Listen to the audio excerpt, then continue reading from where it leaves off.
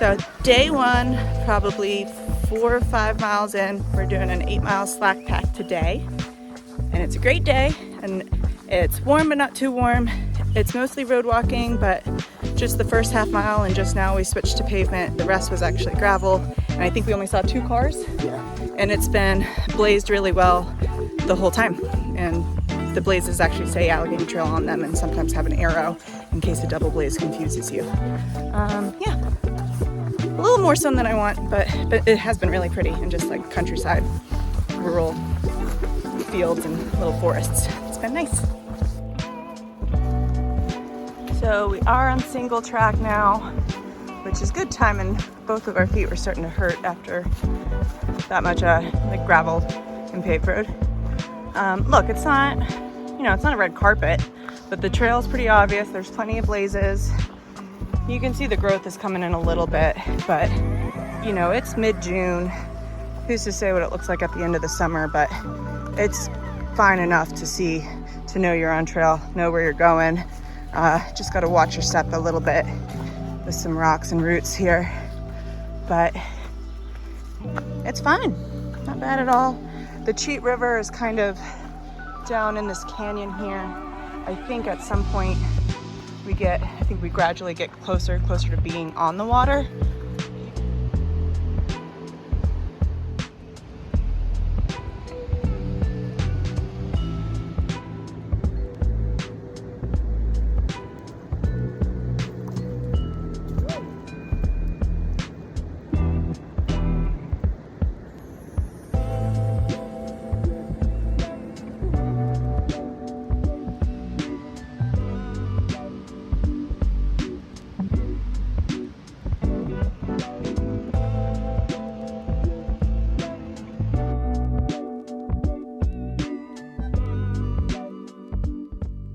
So this is Mount Nebo Baptist Church, and according to Far Out, you're allowed to pitch a tent. Yeah, you're allowed to camp here. I don't know that there's water right here. I'm sure it's not too far, but yeah, so easy first day. You could do like 15, I think, or less than 15 to get here, 12. I don't see any signs that say you can, and I don't see any signs that say you can't, but it is flat.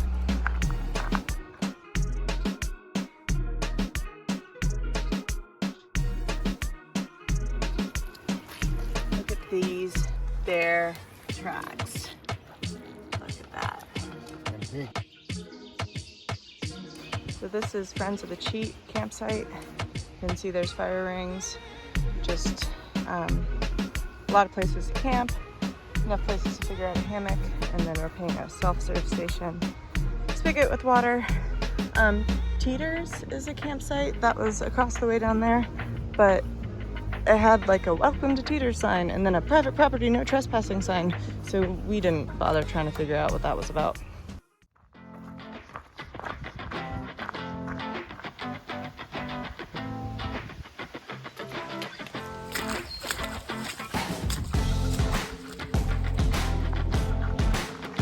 Just talking about how nice our road walks have been. They're beautiful. I mean, I doubt they actually did it for the hikers, but conveniently at the blind turn, we've got this node section, so I'll take it.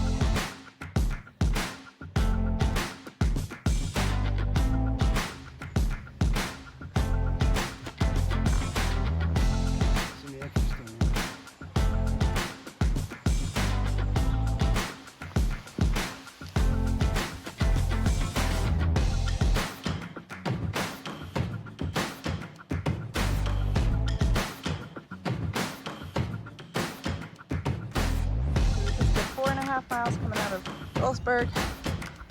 Again, just gravel road, minimal to no traffic. And now we are at this Lance Ridge Community Center, which we are told is fine to camp at. So we're going to pitch our tents behind it, just in case somebody doesn't know that that is fine. But there's no water here, so we just have to pack out enough. It's really kind of beautiful. And the outlets work, so we can charge up.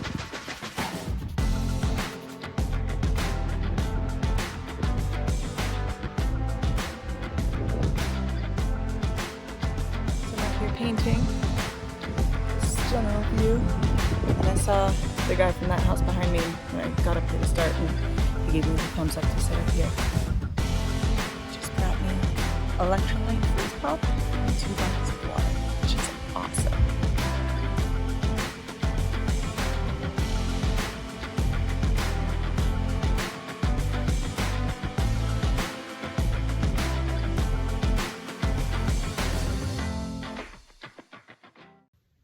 Well, if you hike with Gray Squirrel long enough, he'll talk you into waking up at 4 o'clock in the morning for a night hiking morning hike. So here we are.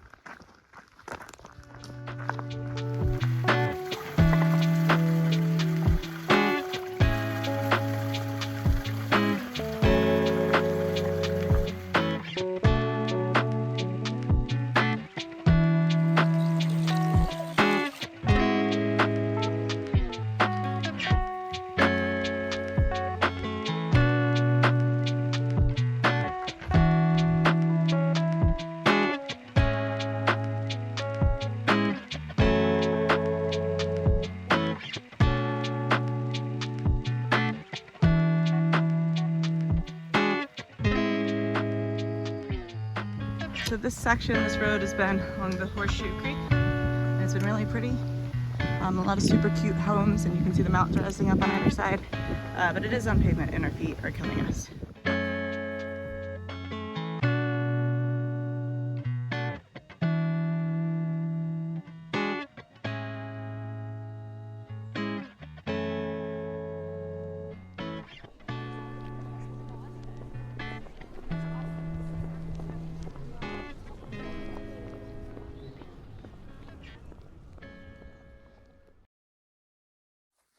So we've got some actual single track trail, and we're in the national forest, so it's a pretty well built trail, and you can tell it's been maintained, like they've come through and cut out some of the rhododendron growing in. But you can still also tell that it's not a very frequently used trail, because even here where it is well maintained, we do have a lot of growth, but not so bad that I'm considering putting on pants yet.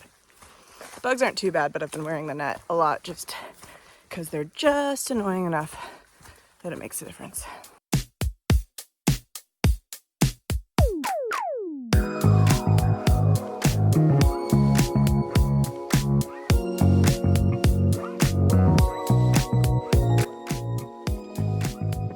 A timber rattlesnake right in the middle of the trail that's super easy to spot. Hey, buddy. I don't want to, I'm scared.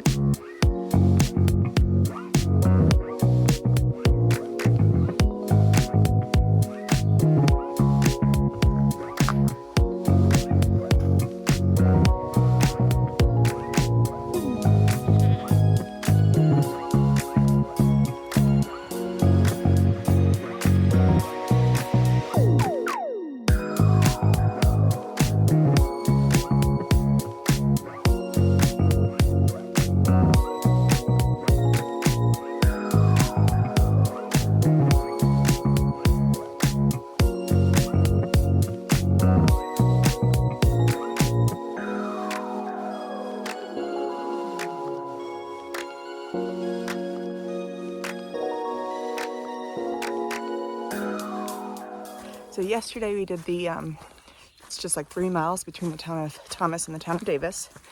And we met up with some northbound through hikers that I met at AT Trail Days, I've been in touch with. So it was awesome to get to meet other hikers and hear a bit about the trail, what's coming up. We then got a ride down to an Airbnb that's actually on the trail, or not an Airbnb, a B&B. Laurel River Club, LRC B&B.